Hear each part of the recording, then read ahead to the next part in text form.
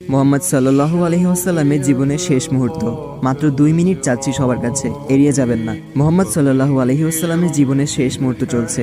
হঠাৎ সেখানে একজন লোক এসে বললেন, সালাম, আমি কি ভেতরে আসতে পারি? ফাতেমা রাদিয়াল্লাহু তাআলা বললেন, দুঃখিত, আমার পিতা খুবই অসুস্থ।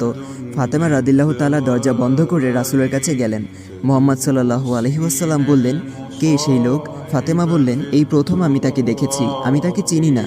শোনো ফাতেমা, সে হচ্ছে আমাদের এই ছোট্ট জীবনের অবসানকারী ফেরেশতা আজরাইল। এটা শুনে ফাতিমার অবস্থা তখন ক্রন্দরত বোবার মতো হয়ে গিয়েছে। রাসূল সাল্লাল্লাহু আলাইহি ওয়াসাল্লাম বললেন, হে জিব্রাইল, আমার উম্মতের কি হবে? আমার উম্মতের নাজাতের কি হবে? জিব্রাইল আলাইহি ওয়াসাল্লাম বললেন, হে রাসূল, আপনি চিন্তা করবেন না, আল্লাহ ওয়াদা করেছেন আপনার উম্মতের নাজাতের জন্য। মৃত্যুর ফেরেশতা ধীরে ধীরে রাসূলের কাছে এলেন জান কবজ করার জন্য। মালাইকাত মাউত আজরাইল আরো কাছে এসে ধীরে ধীরে রাসূলের জান কবজ করতে থাকলেন। পাশে দাঁড়িয়ে থাকা জিব্রাইলকে রাসূল বললেন ঘোঙ্গানির সাথে, ও জিব্রাইল, এটা কেমন বেদনাদায়ক জান কবজ করা। ফাতেমা রাদিয়াল্লাহু তাআলা তার চোখ বন্ধ করে ফেললেন। আলী রাদিয়াল্লাহু তাআলা তার দিকে উপর হয়ে বসলেন। জিব্রাইল তার মুখটা উল্টো দিকে ফিরিয়ে নিলেন। রাসূল সাল্লাল্লাহু আলাইহি ওয়াসাল্লাম বললেন, হে জিব্রাইল, তুমি মুখটা উল্টো দিকে ঘোরালে কেন?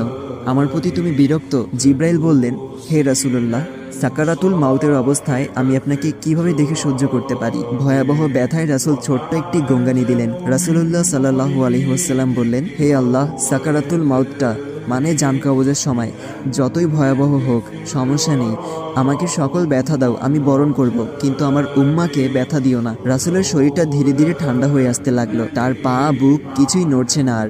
রাসূলের চোখের পানির সাথে তার ঠোঁটটা কম্পিত ছিল। তিনি কিছু বলবেন মনে হয়। আলী রাদিয়াল্লাহু তাআলা তার কানটা রাসূলের মুখের কাছে নিয়ে গেল। রাসূল বললেন, নামাজ কায়েম করো এবং তোমাদের মাঝে থাকা দুর্বলদের যত্ন নাও। রাসূলের ঘরের বাইরে চলছে কান্নার আওয়াজ।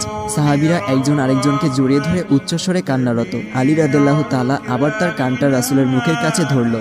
রাসূল চোখ ভেজা অবস্থায় বলতে থাকলেন, ইয়া উম্মতি, ইয়া উম্মতি। আল্লাহ আমাদের সবার মাঝে বুঝদান করুন। ভিডিওটি ভালো